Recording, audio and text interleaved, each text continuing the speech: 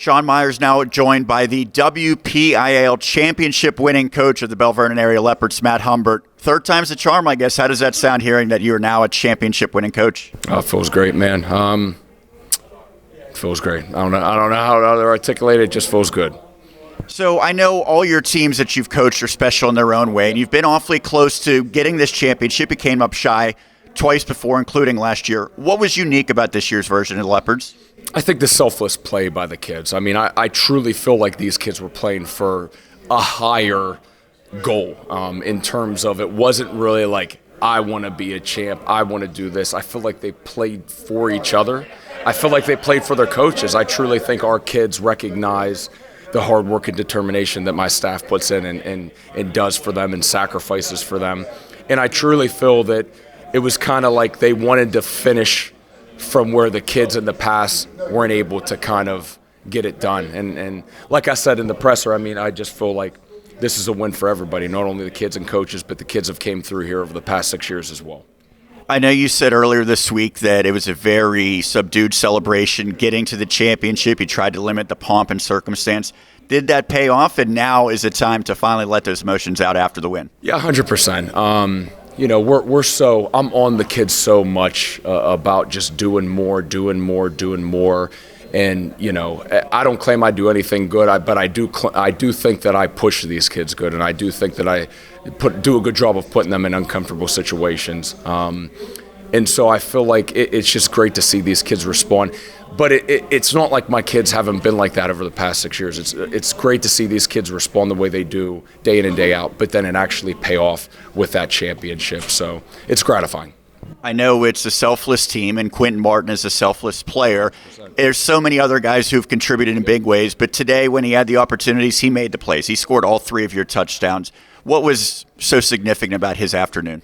Well, you know, especially that pass play we had that bad boy saved and ready to roll, and everyone contributed to getting down to that point, and then for us to be able to take advantage of in the end zone, because they did everything they could to try to key and prevent him from being the explosive kid that he was. So, again, it's hard for me to talk about Quentin without talking about Braden, without talking about Jake Jedico, without talking about, you know, Chase Rakonen and those guys. And you know what? I'd be remiss not to talk about the offensive line, too. I mean, that's a group that we've been very tough on, and that's probably the biggest puzzle piece that we had coming into this season.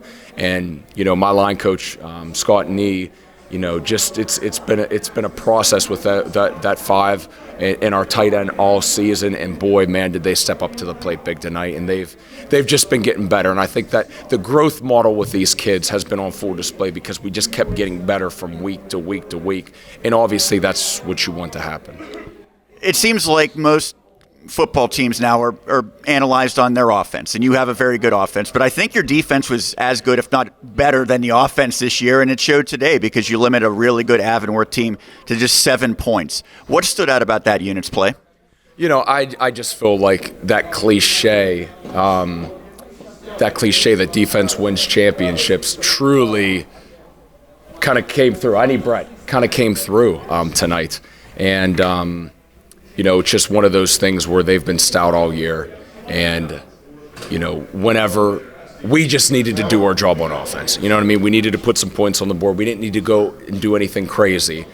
We just needed to do our job and let the defense do what the defense has done all year. I mean, that's kind of the goal. So, you know, I figured if we could get at least to 21, 28, our defense would kind of, you know, support that and hold them to scoring. I know you've touched on it briefly, but you have a lot of assistant coaches who have been head coaches, whether it be in football or basketball over the years, even softball. How much does that group help you, having so many other minds who have been the chief decision makers in other roles? Well, they're just not X's and O's guys. They're people guys. I think whenever you're a head coach, you understand that really the football aspect of it is probably 30%. I mean, there's so much more to it.